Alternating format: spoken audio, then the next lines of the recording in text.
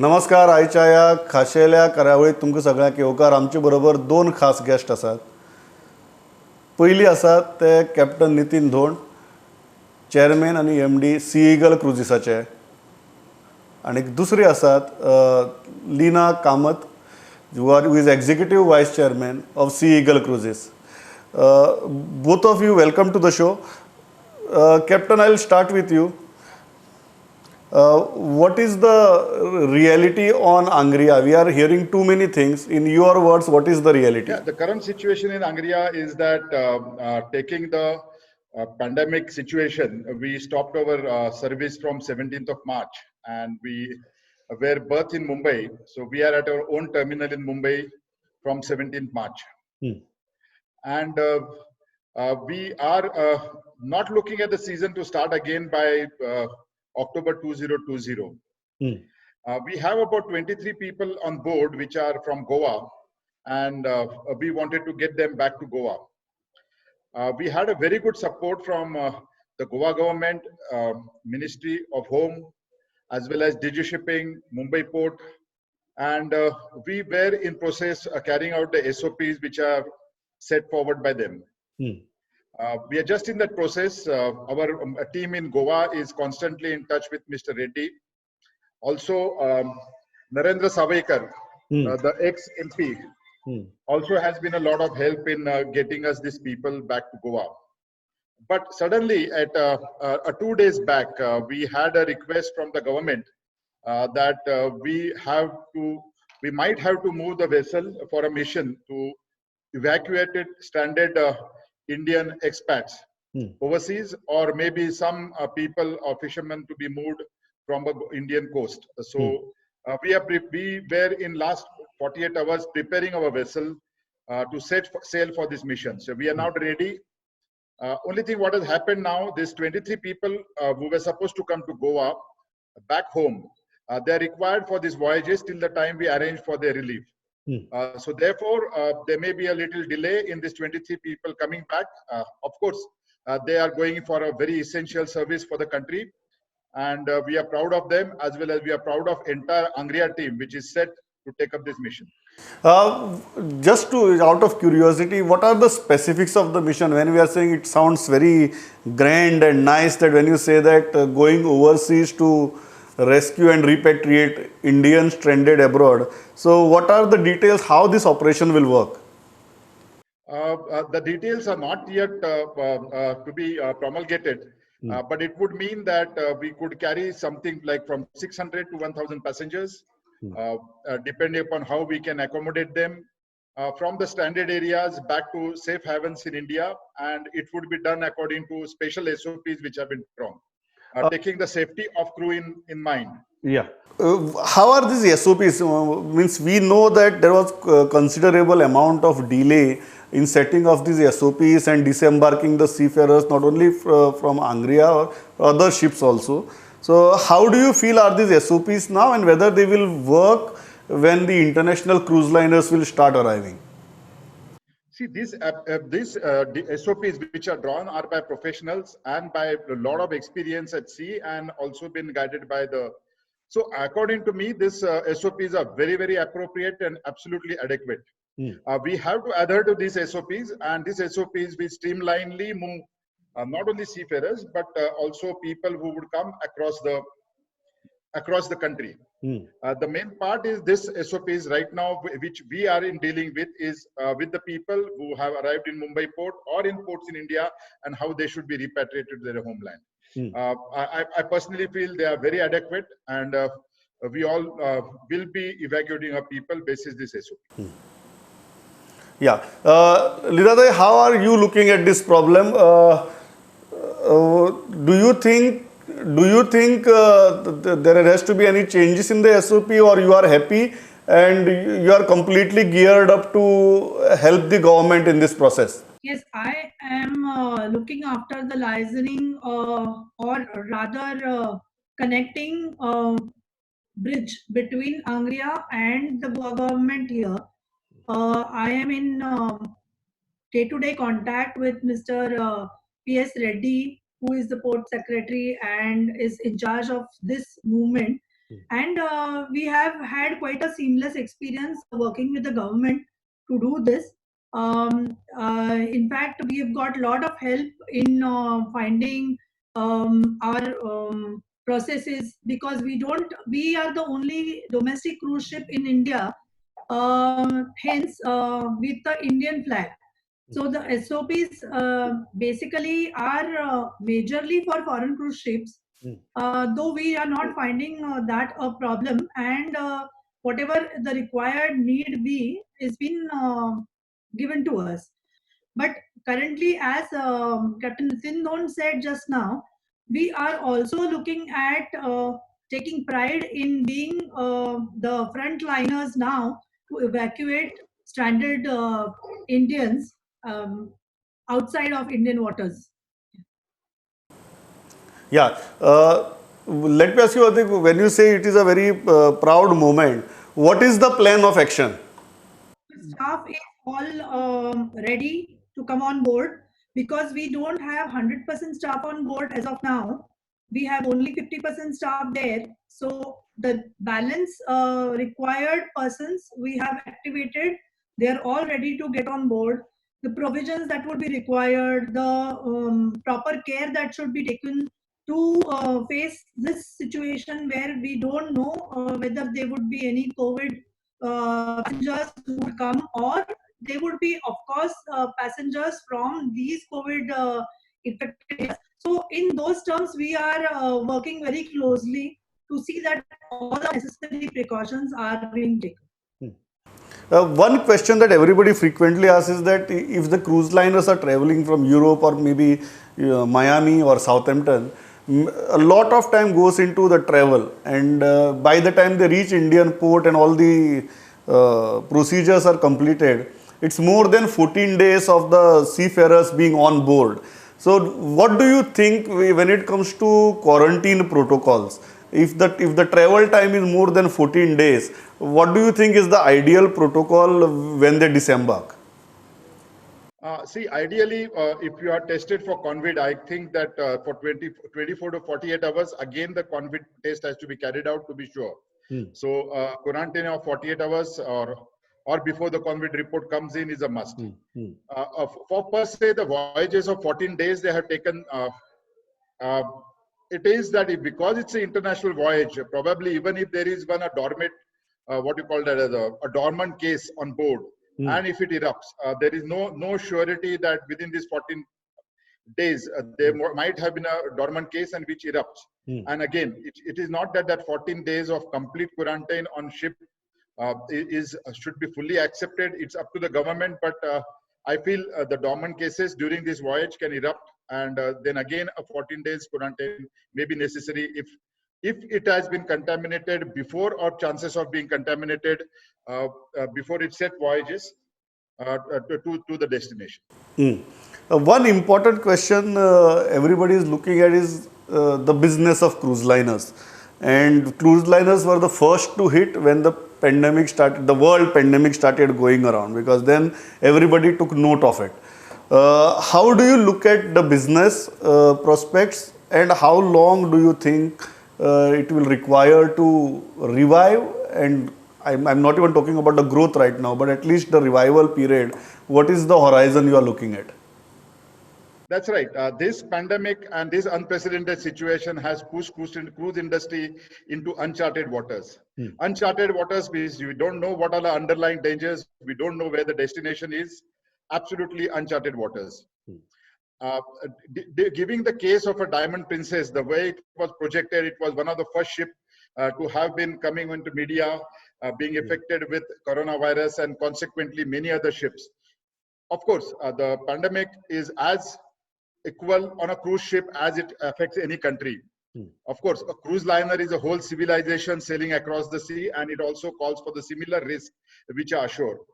But given whatever results are coming in, the cruise liners have operated well and have shown better results than the pandemic which has taken place ashore.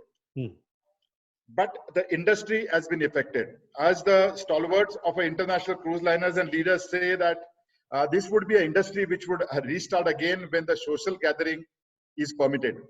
Of course, as any travel, a cruise liner is a social gathering. It is a very, very safe social gathering than any other social gathering which you see otherwise. So it would be one of the first social gatherings which will set in as a business, but we don't know when. It all depends upon how does the pandemic unfolds in near future. But at least to see for an international cruise, they are not looking at any starting of a business till December. As far as the domestic cruise liners are concerned, the situation will be different. Again, we are also in the same kind of a crisis. We are into more crisis because we have a heavier capital expense compared to international cruise lines. Yeah. And therefore, our capex is going to snowball. And how we deal with that capex when we restart the business is going to be a big challenge. Yeah, go ahead. Overall, when you look at traveling by a ship is much safer than traveling by the aircraft, train, bus, or even a taxi, because the passenger to space density on a cruise liner is very, very low. That makes it automatically a social distancing norm, which is already set in on a cruise. So among the travel destinations, if you have to travel, a cruise or a passenger ship would be a safer travel than any other modes of travel which are popular today. If you look at the international scenario, if you look the kind of hit that Europe has taken or the kind of hit United States has taken, the two major centers of international cruise liners, how do you think the overall business scenario would be? What would be the financial health of the major cruise line companies, at least the top three? What do you think this will lead to? No, definitely they are going through a difficult situation. But the cruise liners will evolve themselves to deal with this situation. Maybe there will be extra scanning, there may be immigration passports, immigration clearance will be much stronger, more precautions to be taken on board, but cruising will continue because it's an essential part of a leisure which is from the ancient time till today. One important factor is regarding, as you said, it's a leisure industry, and everybody feels that in times of pandemic, one of the major concern is the uncertainty as far as the job scenario is concerned or the economic scenario is concerned. And usually people hold back from getting into a luxury segment. They only focus on maybe need-based buying, to a certain extent maybe absolutely comfort-based buying. Cruise lines comes into the luxury segment. Do you think the demand will pick up within next 365 days, or it will take longer than that for it to be normal? It will take much longer. That is why the economy has to bounce back. Nothing remains low for a long time. The economy will bounce back. At the end of this bounce, when it comes to apex, and now people want to have a leisure, that is the time the leisure industry is going to come into picture. So that is what I said. We would be one of the last businesses to get back into action or in a viability. A thing could be little different for our domestic cruise liners because the international travel is going to be a little people are going to be little apprehensive about taking an international travel, so they may prefer to travel within the country, take smaller cruises within the country, and probably smaller cruises which are operating within the countries, not only in India but outside, which are excursion type of things, which might start up little earlier and they could have a little better future. But definitely you can't say when. But you're definitely saying that as far as the Indian cruise market is concerned, although it is comparatively smaller, the world scenario of the pandemic can provide an opportunity for that market. Yes, what is going to happen is Indian cruise or a domestic cruise is not as expensive and as expensive as the international cruise. This is very, very affordable by middle class. And there will not be within a country, the way Indian curve is taking a shape. We are looking at the way government is taking the preventive actions. We feel that this curve will be flattened, and India should be in a control of corona for the regular businesses to start, or tourism to start by October 2020. That is the best target that I can set in. Yeah, that's the best target. Yeah, I think the Indian curve is taking that shape that we should be operational by October 2020. Leena Kamath, you also feel the same thing? October 2020 is possible, or you are looking at a longer period of time? No, the way India has risen above everybody else, taking maybe foreign experiences already in hand, and our Prime Minister Modi ji managing to just put everything in order with the support of all the governments, it indeed looks a little hopeful that we should be fine.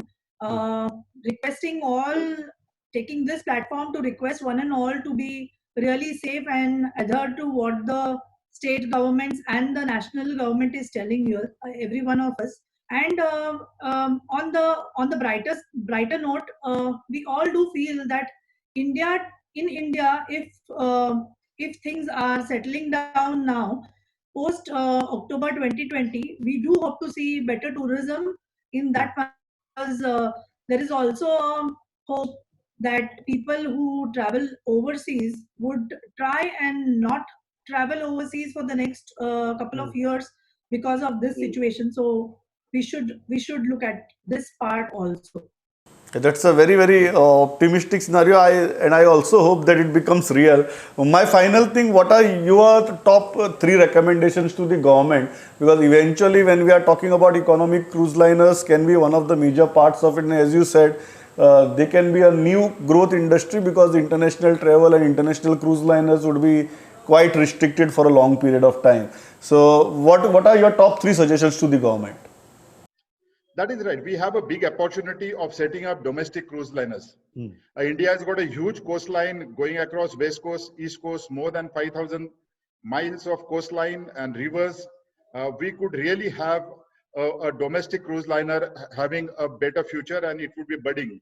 We are the first domestic cruise liners. We had a very good season in the first year, where we had 40,000 passengers with 97% customer satisfaction. Now, survival of this industry, we have another similar players with us. We have a person who has got a vessel to do between Mumbai port, Bhaucha Dhaka to Mandwa. Similarly, there is another vessel operating in between Goga and Dahej. So we are the major three players in the cruise industry or passenger travel in India. We three are going through a rough weather right now. Because giving the Indian capital cost, we will be having a huge capital losses, which will snowball in the coming time. For this industry to survive, we will definitely require help from the government to help us with the capital. A very low interest and a long repayment capital.